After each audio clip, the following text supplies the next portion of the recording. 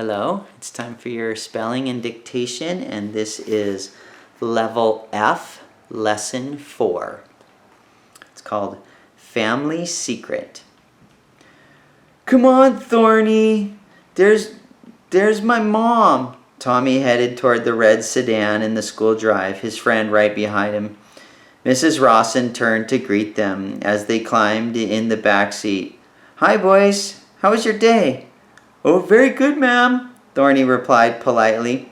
Guess what, Mom? Tommy grabbed his seatbelt and tugged it across himself. There's going to be a church campout the weekend after next. Beth said so. Can we go? Well, we'd probably need to know a bit more about it to make a decision. It does sound fun, though. Maybe the weather will hold till then. It's been perfect for camping for the last few days. What about you guys, Thorny? Tommy waved to Daniel as the car pulled away from the school. Or are you still convinced your foster parents don't care about you enough to want to do anything fun with you? Oh, on the contrary, while our attendance is uncertain, there is a significant likelihood that we will attend. Thorny twisted around in his seatbelt and pulled a wallet from the back pocket of his jeans. Besides, Josh will be home from the university on that particular weekend. With his penchant for anything relating to outdoors, it is quite certain it would be his preference to go. Oh, how is Josh these days? Mrs. Rawson checked her rearview mirror and glanced out the back window before changing lanes. Oh, doing very well. Thorny pulled a photo out of his wallet and handed it over the seat to Tommy's mother. His latest email indicates that he is heavily involved in assisting with plans for a biology department research expedition to be undertaken sometime next spring. Sounds impressive. Mrs. Rawson glanced at the picture and passed it back. You two look close. Let me see that. Tommy reached for the picture. In the photo, the Simmons college-age son with twinkling eyes and crooked grin rested his arm companionably across Thorny's shoulders. Bold black handwriting across the bottom of the photo read, Hey bro, what a trip, Josh. That was taken last summer at the end of a particularly hair-raising canoe trip. Thorny shook his head ruefully as he returned the photo to its spot in his wallet. It is fortunate that my first experience of canoeing with you and your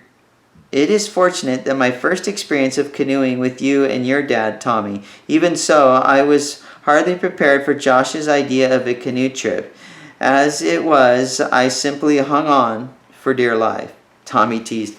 I hope you didn't lug a bunch of how to canoe books along for a rapid run. Thorny defended himself. Hardly necessary when I had previously completed my research on the topic. How did you guys get a new car? Tommy pointed to a sleek black compact parked in front of the Simmons house. Thorny grabbed his backpack off the floor of Tommy's as Tommy's mom pulled her car into the driveway. Oh, that's Tammy's car. She's my caseworker. Thorny hopped out, then stuck his head back in the door before closing it. Thank you very much for the ride, Mrs. Rawson. Oh, anytime, Thorny. Mrs. Rawson put the car in reverse and carefully backed out of the driveway. Thorny returned Tommy's wave and bounded up the sidewalk. The garage door was open, and he noticed his foster dad's car inside. That was curious. Mr. Simmons didn't usually get off work till 5:30. The front door opened just as Thorny reached for the doorknob. They say a bad penny always turns up. Tammy Ortiz grabbed him in a quick hug, and sure enough, here he is. She pulled on the shoulder strap of the oversized bag that served as her briefcase. Gotta run, kiddo. You be good, and I'll see you in a few. Tammy flashed her blinding smile and trotted down the sidewalk, thick black ponytail swinging behind her. As usual with Tammy, Thorny felt like a strong wind had just blown by him. Thorny found his foster mother in the kitchen. Why was Tammy here? Oh, dear. Mrs. Simmons glanced at the clock on the microwave. Is it that late already? I meant to thank Mrs. Rawson when she dropped you off. She wiped her hands on the kitchen towel. Well, I'll just have to give her a call right now. But what about Tammy? Thorny persisted. Oh, Sally Simmons waved one hand in the air. Just some paperwork and questions and things. And she picked up the phone. Why don't you check your email while I call your Tommy's mom? As you wish. Thorny gave his foster mother a quizzical look as he left the kitchen. She was acting so differently than normal. No hug. No, how was your day? No after-school snack. No updating on interesting events from her own day. It was almost as if she had a secret or something. Thorny came to a halt in the hallway. Maybe that was it. Maybe something was going on that he didn't know about. Thorny walked slowly down the hall into his room. He settled into a chair in front of the computer on his desk and stared at the monitor absently, his mind sifting through possibilities. He really felt at home here, especially lately. He no longer doubted that the Simmons family cared about him, even loved him. The last summer had been wonderful with the Simmons' younger son. Josh home the entire summer. He and Thorny had developed a close relationship, as Mrs. Rawson had observed just from looking at a photograph. Their older son, Jeremiah, or Jerry, had visited for a couple weeks, and they were almost like brothers to him. Family.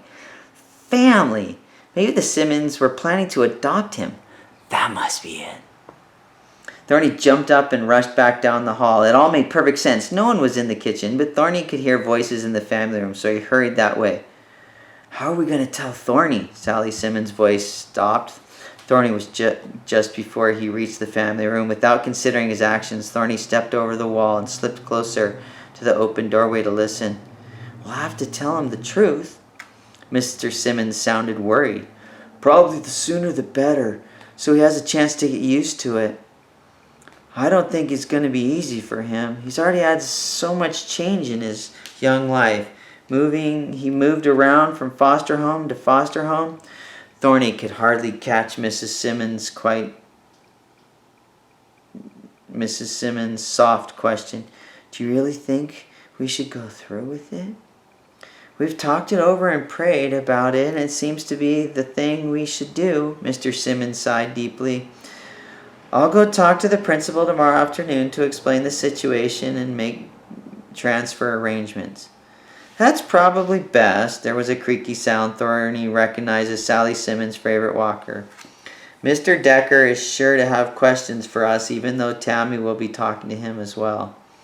All was silent for a few minutes on the other side of the wall. Mr. Simmons sighed again and said brusquely, We'll tell him tonight at supper. Yes, at supper, Mrs. Simmons agreed. I made his favorite meal. Thorny staggered back to his room without making a sound. Closing the door, he flung himself across the bed. His heart was pounding like it would burst from his chest. His thoughts spun crazily. Family, hardly that. Instead, planning to adopt him, they were planning to send him away. He'd probably end up with yet another foster family. Maybe like the Kincaids, where he'd been called names, or worse yet, the Davises, who had hit him. And what did Mr. Decker, the principal, have to do with this anyway?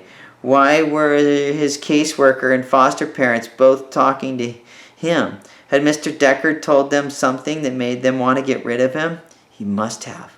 But what? Thorny got up and moved purposely to the desk. A few quick taps on the keys, and he would find out what Mr. Decker had to do with this. Skillfully, Thorny hacked into the Knowlton Elementary School computer system and checked out his file. Hubert Thornton Remington III. A list of grades and teachers, comments, nothing horrid. Just statements like Thornton, or Thorny as he prefers to be called, exhibits above average abilities, particularly verbal skills. This raises the question of possible alienation from his peers. Alienation?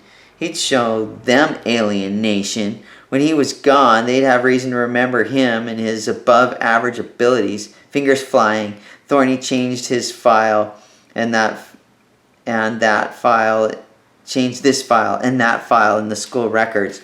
Pausing, Thorny sat back and stared for a long moment at the changes he made.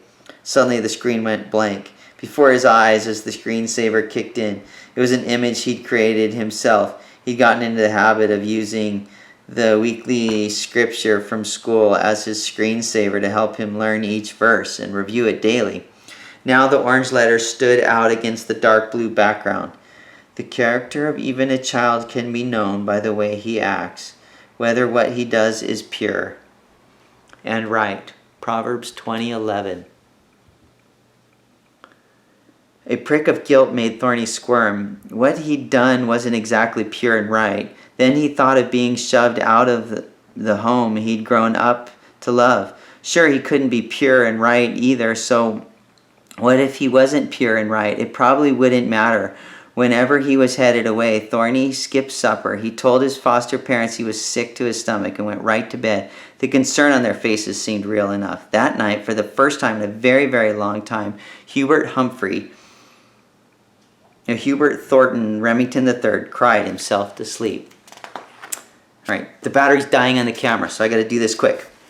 Okay, so you're going to have to probably rewind this video to get them all. So the first one, number 1, is it is not uncommon for people to involve robots in their research work. Don't forget the punctuation. Okay, rewind it if you have to. I promised to watch the children's slalom race. That's number 2. And number 3, many people called in response to a problem with the new product. Don't forget the punctuation. Okay, sorry this is rushed, but the battery's dying on the camera and I don't want to have to do this again.